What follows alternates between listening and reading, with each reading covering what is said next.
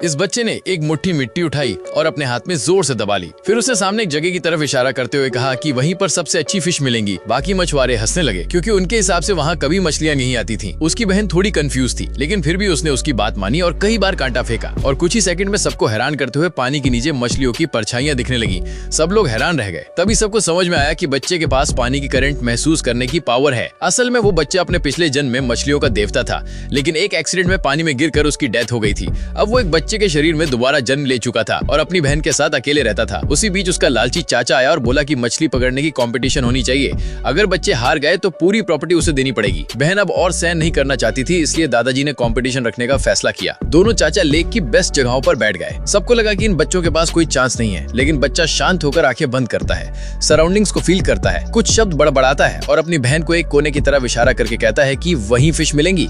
सब बड़े लोग हंसते हैं क्योंकि सालों से वहाँ कोई मछली नहीं मिली थी। बहन भी उसे रिमाइंड कराती है कि पापा कहा करते थे कि वहाँ कभी कुछ नहीं आता, लेकिन बच्चा कॉन्फिडेंटली कहता है कि वो पहले की बात थी, आज सब बदल जाएगा।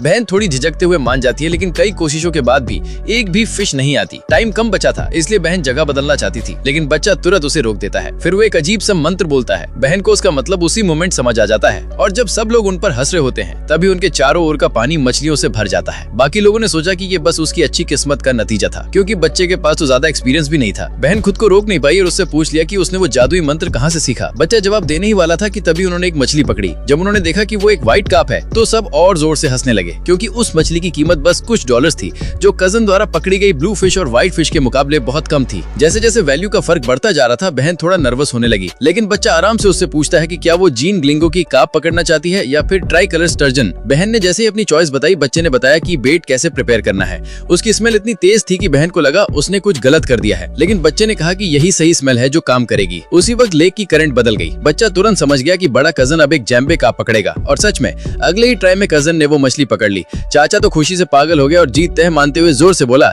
कि अब भाइयों को अपनी इनहेरिटेंस देनी पड़ेगी। अब सिर्फ 3 मिनट बाकी थे और बहन घबरा गई। बच्चा बोला कि डरने की जरूरत नहीं है। फिर उसने पानी में हाथ डाला और तुरंत कुछ अलग महसूस किया। बाकी लोग तब मजाक उड़ाने लगे जब देखा कि भाई बहन अब जाकर फिशिंग शुरू कर रहे हैं। सब कह रहे थे कि अब बहुत देर हो चुकी है और वो कुछ नहीं कर पाएंगे। आखिरकार कजन ने लेक की सबसे महंगी मछली पकड़ ली थी, लेकिन बच्चा पूरे कॉन्फिडेंस से बोला कि वो ट्राई कलर स्टर्जन पकड़ेगा, जिसकी वैल्यू 100 गुना ज्यादा है, और अगर वो मछली मिल गई तो जीत उनकी होगी।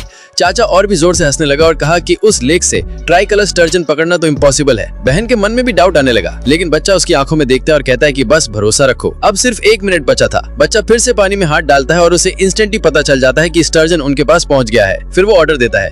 बहन ने जल्दी से फिशिंग रॉड फेंकी। घड़ी में आखिरी सेकंड्स चल रहे थे और तभी सबको लगा कि पानी में कुछ अजीब हो